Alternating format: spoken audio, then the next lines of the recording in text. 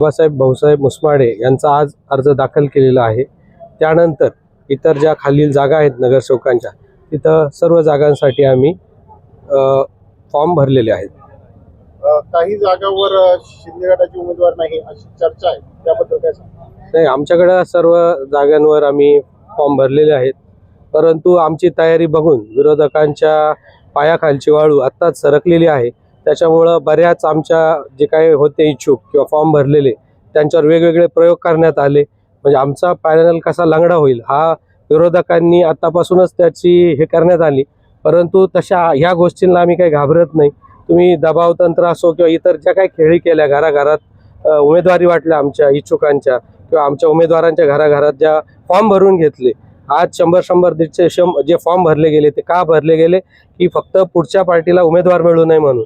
पण अशा गोष्टींना आम्ही काही करत नाही, आमची तयारी पूर्ण झालेली आहे। तर निवडणुकीचं विजन काय? आमचं निवडणुकीचं विजन आहे देवळाली प्रवराचा जो 5 मागे 5 वर्षामध्ये जो विकास खुंटलेला आहे तो आम्हाला विकास करायचा आहे। देवळाली प्रवरामध्ये कुठल्याही प्रकारचा आज विकासाचे कामे झालेले नाहीत। आज रस्त्यांची अवस्था बघितली, ड्रेनेजची अवस्था बघितली, अत्यंत वाईट अवस्था देवळाली प्रवराच्या रस्त्यांची आहे। कुठलाही नवा प्रोजेक्ट आज देवळाली प्रवरामध्ये आलेला नाही। एक स्विमिंग पूल 2019ला सुरू झालेला आहे, पण आज सत्ताधारी तेव्हाची जी पार्टी होती ती आता 2025 पर्यंत एक स्विमिंग पूल पूर्ण करू शकलेली नाही। इतर कुठलाही ग्राउंड नाही, कुठल्याही सुविधा।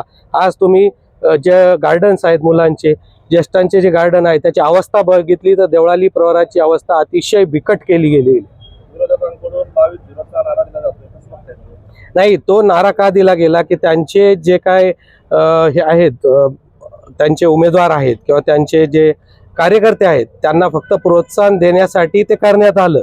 त्यांचा नारा वगैरे त्यांचे चेहरे जर बघितलं आज तर त्यांना माहिती आहे की फाईट आज भाजप आणि शिवसेनेमध्येच फाईट एकदम तगडी होणार आहे। शिंदे गटाला इतर कोणत्या पक्षाकडून पाठिंबा मिळालेला आहे का? आम्हाला इतर पक्षाकडून जरी पाठिंबा नसला तरी आम्ही जे काही गट आहेत, स्थानिक गट आहेत, त्या गटांकडून आम्हाला पाठिंबा आहे। अजित पवार राष्ट्रवादी, हो, तुम्हाला लवकर आम्हाला पाठिंबा कोणाकोणाचा आहे, आम्ही जे पाठिंब्यासाठी जे केलंय तर आम्हाला देवळाली प्रवराच्या आजूबाजूचे सगळे नेते, मोठे मोठे सर्व नेत्यांचा आम्हाला पाठिंबा आहे, ते तुम्हाला लवकरच आता लक्षात येईल। शिवसेना शिंदे गटाचे जे इच्छुक उमेदवार होते गणेश भांड, त्यांनी अपक्ष उमेदवारी अर्ज दाखल केला, कुठेतरी बंड झाले का? नाही, गणेश दादा हे आमच्या बरोबरच आहे। लवकर गणेश दादा आमच्या स्टेजवर तुम्हाला दिसतील, असं काही नाहीये।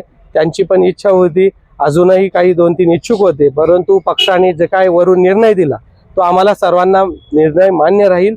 दादा आमच्या स्टेजवर लवकर दिसतील।